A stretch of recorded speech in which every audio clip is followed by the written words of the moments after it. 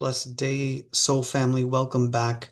So, we are now in Wellness Wednesday, and we are getting into dropping of the mask, um, the the self-induced mask or the societal induced mask.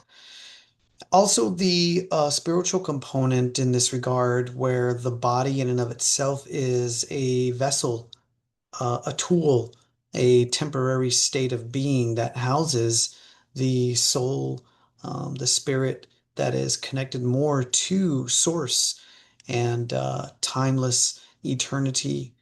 So, how does that affect what we do and why we do it in this world as we um, try to make good grades, find a job, find a partner? Um, Collect enough money, know what to believe when we see the news, what not to believe, know who to hang around with, who to associate, not associate with, who to trust, essentially. These are challenging questions that do affect our wellness. Remember, there are eight domains of wellness, which include we could think of like Maslow's hierarchy of needs, base um, level of needs, but there's the physical, which includes nourishing, a body through activity and nutrition. And we talk about post-birth qi and qigong that accompanies the pre-birth qi from your mother and your father. There's the emotional dimension of wellness, being aware and accepting, expressing feelings, managing stress, and able to cope with life's pressures and adapt to change. The social aspect, building healthy and nurturing and supportive relationships and fostering genuine connections. The intellectual domain, engaging in creative and mentally stimulating activities. Spiritual domain, searching for meaning, purpose in human existence. Occupational and vocational, personal enrichment and satisfaction from one's work and contribution with unique gifts, skills, and talents. There's the environmental domain of wellness, fostering positive interrelationships between personal health and the quality of air, food, water, essentially taking care of um, the earthly realm. Fresh food, fresh water, fresh air. There's financial wellness, having the ability to meet current and future financial needs, which helps reduce stress and provides safety and security. So, with all that said, let's review what we've been talking about. This current track started off with last week's um, delving into anger and dropping the mask to humanize and normalize the state, the emotional state, understanding ourselves as emotional beings, and the mask that we hold up to cover anger or to cover any emotion for that matter. So if you cover up the mask too much and bottle up your anger, it can explode and the mask blows off. Um, and then and then there's the healthy way of letting off steam. So this all has to do with how we identify and how we show up and which identity we convey to the world and desire to convey to the world. And then what's the identity that is at the root of our masks? We have different masks with our family, with our friends, with our coworkers. We all have different masks.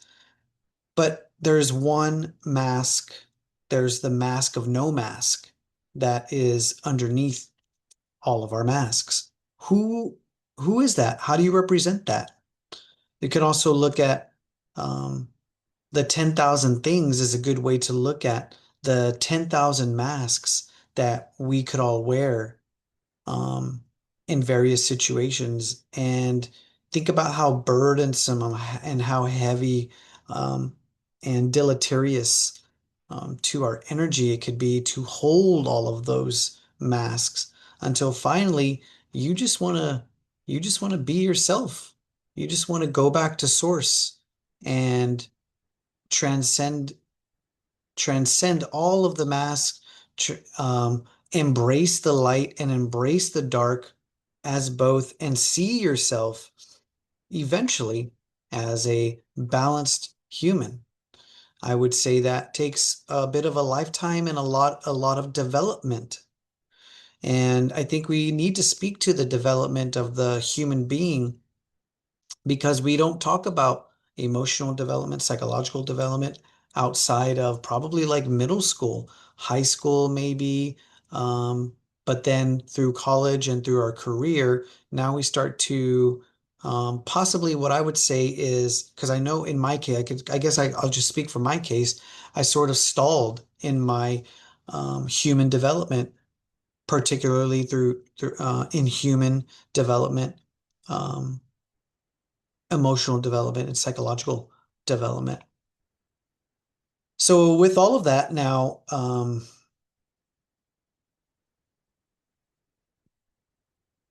when we look at the Earth suit as a temporary thing, we are called to the Buddhist teachings.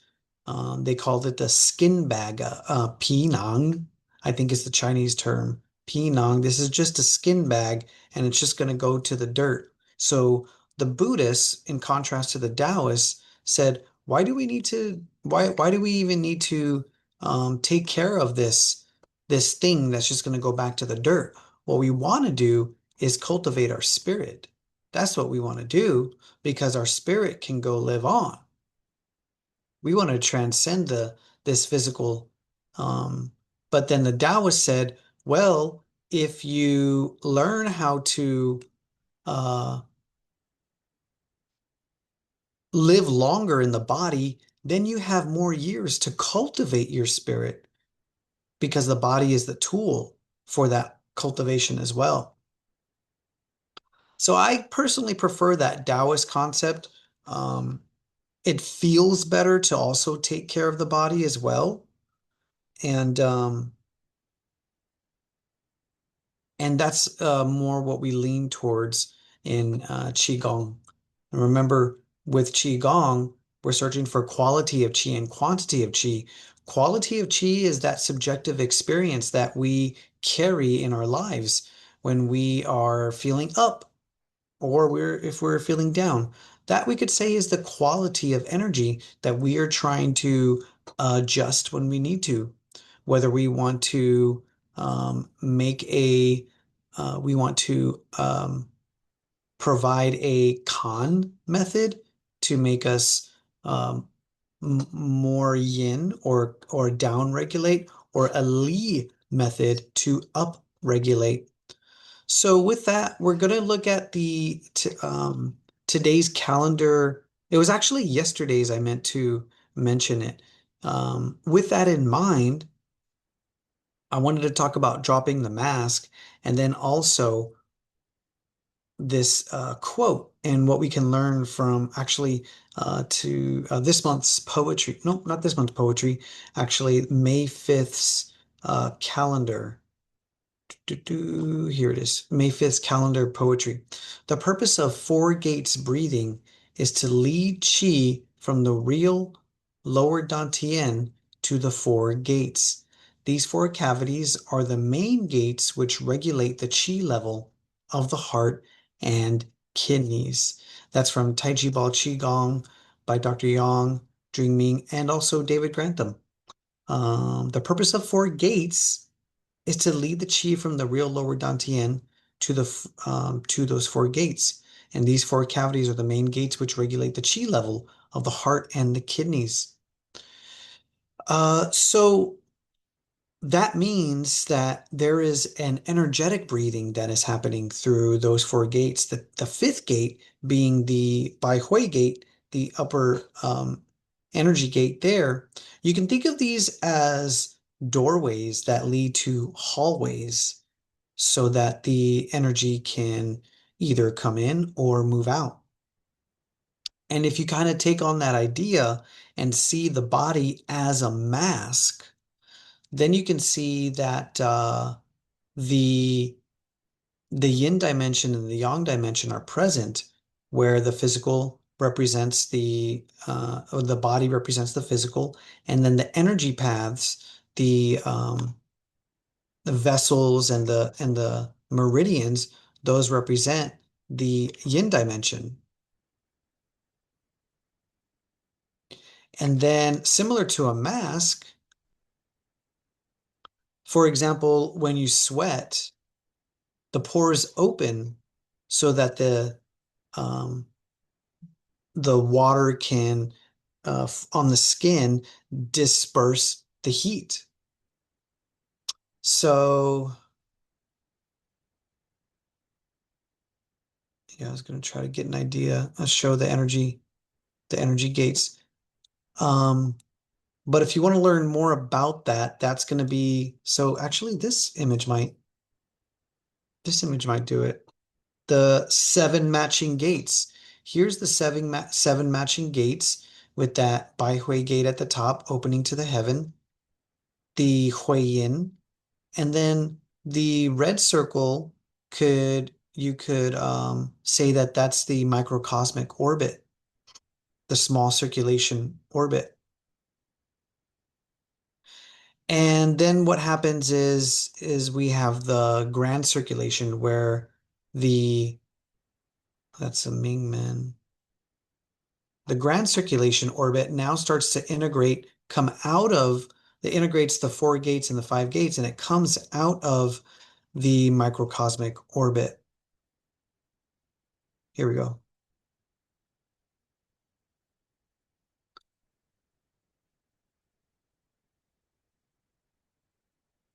So now we can see these lines as basically the pathways for breathing for our energy body.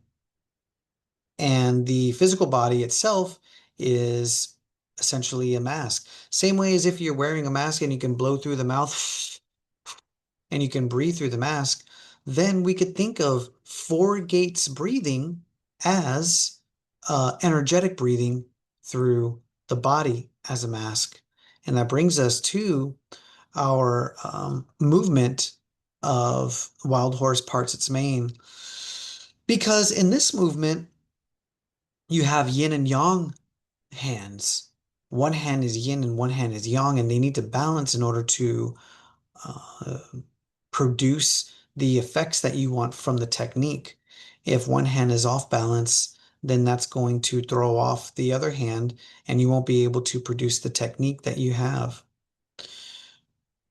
In Tai Chi Chuan, you want to have the energetic gates open and communicating. Here you could see my teacher, Dr. Yang, displaying that's the grass burrow's tail right, and he's doing a takedown. And look at the hands, one lower, one upper, because you have one hand that needs to balance and honor the earth and stay connected to the earth, while the other hand is um, lifting up towards the heaven. Even in this martial posture, there is the balance and the representation of the three cosmic powers, heaven, earth, and you could see the mediator there expressing the posture. The quote that I read is from the Tai Chi Ball Qigong book, so I wanted to show you that. And then here's the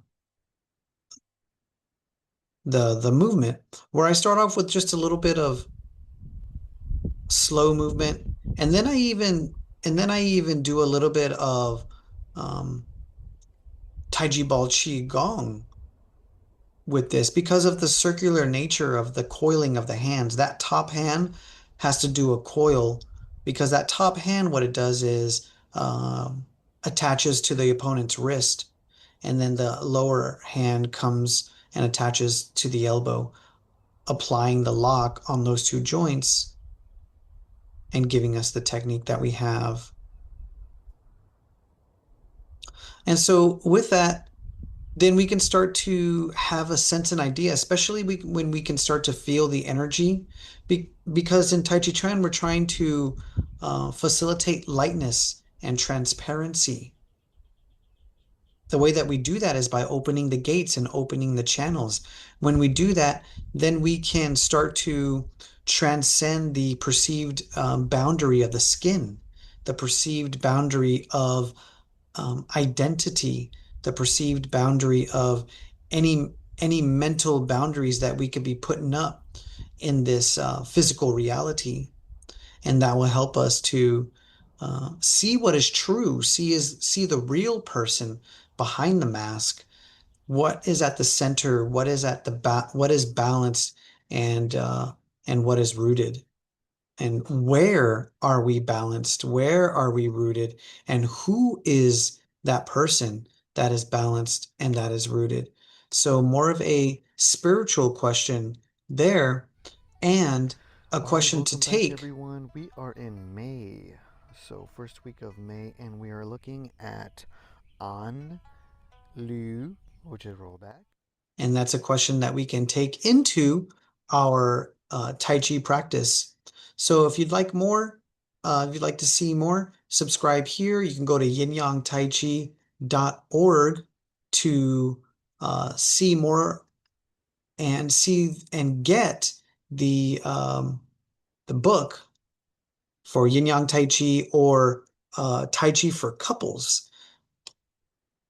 So that's the Wellness Wednesday installment for today. No mask, no boundaries, no stories, no illusions. With authenticity, dropping the mask, dropping that as the first boundary to start on the path and the journey of realizing and embodying the infinite, releasing the stories of the past, not bringing them into the present, and not producing illusions like masks. And this maybe this will go into our interpersonal resolution Thursday, where if we get into the habit of presenting stories and illusions and going into those, then we start to do that for other people, and we start to speak for other people, and in a way stripping them of their voices, placing masks upon other people. And so that's not how we can live in harmony. We want people to speak for themselves, and request that they speak from their root, their authenticity, without a mask, so that we can all be lighter and we can all flow easier, be connected to the earth and into true self, aligning with the Tao, and moving forward with grace, clarity, balance, vitality, and gifting one another with presence and freedom. So, let me know what you think. Until next time, may your chi flow smoothly, and remember to embrace the woo.